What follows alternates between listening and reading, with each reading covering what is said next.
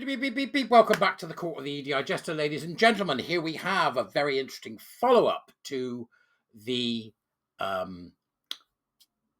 sort of overview that I did yesterday of Simon Fanshaw's company's Diversity by Design report, which I hope that some of you have managed to engage with. And this is in relation to, as you can see, to reading comprehension in schools. Now, this is very interesting.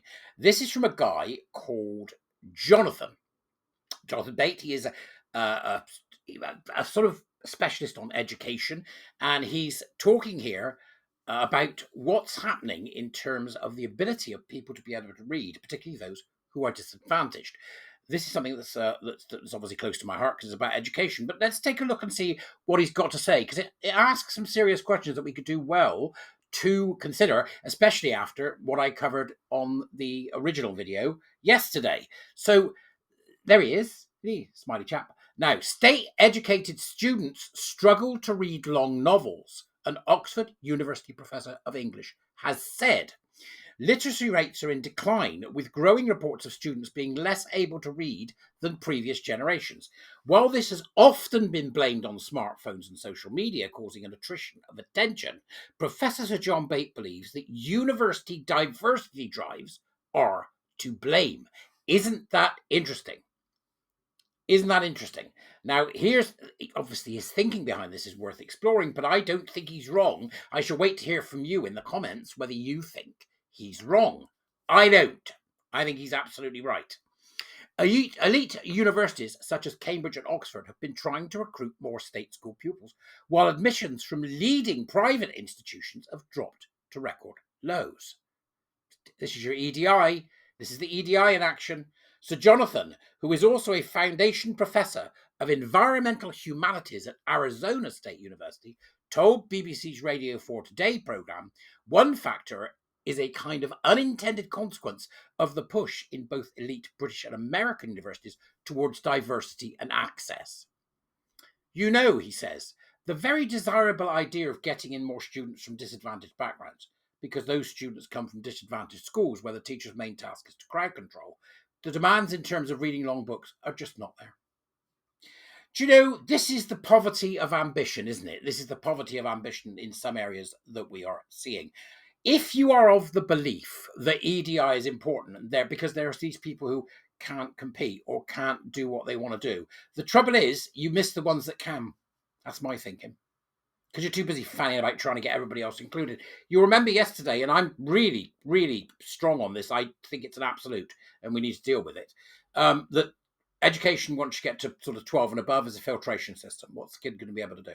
Right, this kid's a fantastic artist. This kid's going to be an amazing engineer. This kid's going to be good at woodwork. This kid's going to be good at plastering. This kid would do better in the army. Whatever it may mean that child is going to do, it's a filtration system from that point forward, right up until you get to master's and PhD level. And even then, we should be being much more strict about the nonsense PhDs that are coming out of the university bum these days. So his comments came after an article was published in the Atlantic magazine last week titled "The Elite College Students Who Can't Read Books." The article claimed that private schools, which produce a disproportionate share of elite college students, seem to have been slower to shift away from reading complete volumes, leading to a disconcerting reading skills gap among incoming fresher. Now, this is interesting because I was talking to a friend of mine who's doing his degree in English literature. He's in his last year. And he loves to read. He certainly likes the old classics. Very much a fan of Dickens and things like that. And any of these sort of bodice-ripping type things, a bit Jane Austen and all that sort of stuff, which he loves. And he said the problem he's got at university is that they teach by the chapter. They analyse a chapter. They don't analyse the book. They pick a chapter, they analyse the book. And then they're told, when they're analysing the book, that they need to do it through the lens of critical social justice. Oh, look, we're back to EDI. That's what's happening to my friend.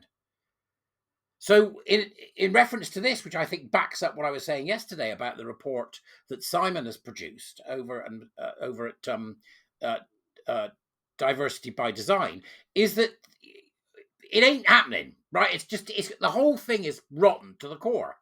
So which Oxford college we move on to takes the most private school students? And you can see some examples there. of what's going on. Again, links are in the Dubris, so you can take a look at this. But that St Anne's College one's a bit of a shocker. Change in offer rate since 42.6%. They've lost 42.6% of their private school students. Is this interfering with excellence and meritocracy? Meritocracy, excellence, intelligence, MEI. That's what we should be worried about. Is this interfering? You bet it is. Right? And if we wait for the data, we'll have generations of ruined people coming out to do something in the world which they're not capable of doing. That's what's going to happen. Now, Sir Jonathan added that he experienced this attainment gap when teaching at Oxford. They were able students. They were able students, but they simply hadn't been exposed to large numbers of long books, he said. They hadn't really developed that habit of concentrated, lengthy reading, which private schools in both the UK and the US concentrate on. He claimed that literature students now struggle to finish one book in 3 weeks, where they'd previously been able to read 3 in just 1 week. That's insane. That's insane. He told the broadcaster, I've been teaching in British and American universities for 40 years, and when I began in Cambridge, you could say to students, this week it's Dickens. So please read Great Expectations, David Copperfield, and Bleak House. Now, instead of 3 novels in a week, many students will struggle to get through 1 novel in 3 weeks. He added, of course, it really does all begin in schools, doesn't it? You only have to look at the thinning of the GCSE and A-level syllabuses and the tendency to prescribe works because they're shorter. I think of it as the John Steinbeck of Mice and Men effect. You know, they'd never prescribe the Grapes of Wrath anymore, but Of Mice and Men is nice and short. It's the poverty of low ambition. And it's being driven by teachers who believe in equity and DEI. They want to be diverse and inclusive. Right, stop it.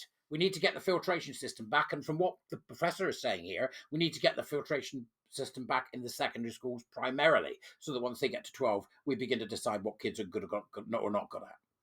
Read the damn book. If you don't read the damn book, you aren't going to pass your exam. I didn't read the book. We aren't going to pass your exam then. In fact, we're not going to enter you.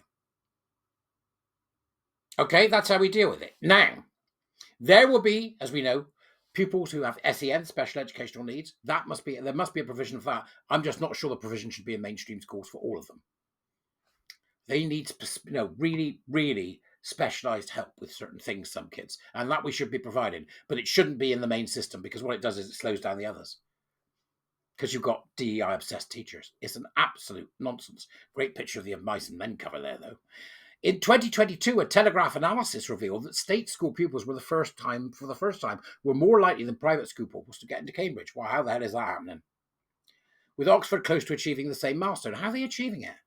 Universities are required by the Higher Education Watchdog to have plans on widening access to students from different backgrounds.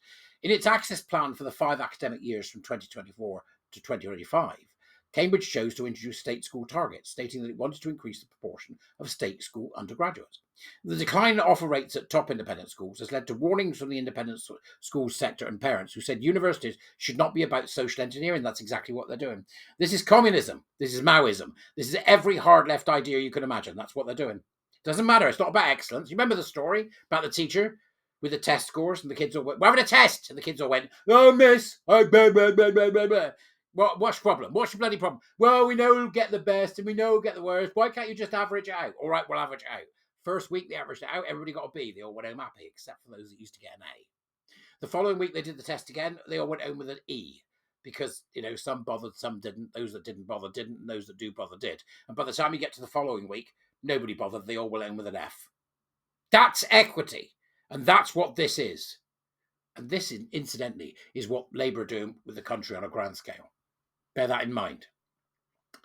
When asked about the long-term impact of literature students from state schools being unable to read long books, Sir Jonathan said it was troubling for literary culture, wider society and the economy. He said, the longer-term impact is very troubling for the future of a literary culture. If you haven't got readers, what are writers going to do? The intensive, thoughtful, quiet reading of great books is good for mental health. It's very, very good for developing skills of concentration and critical thinking. And if that falls away, that is problematic for businesses, for society, and for individuals. He's right. I'm going with he's right. I'm going with he's right. I know some young people who can't even concentrate on a long film. That's damaging. Never mind a long book, long film. Who can't interpret media, let alone interpret a book. It is absolutely imperative we get back to meritocracy, excellence, and intelligence. MEI. That's the way forward, not EDI. And I think it's great that you can consider this argument coming from this professor on the back of my obviously very high level overview, high altitude overview of Simon from Diversity by Design's report that came out yesterday. So please do go and watch that video if you haven't seen it. Even though it's half an hour, it takes time to watch. Other than that, look, come back to me. Let me know what you think. There's something not right here. We're getting it wrong on a grand scale. I'll see you later. Please do comment. Bye-bye.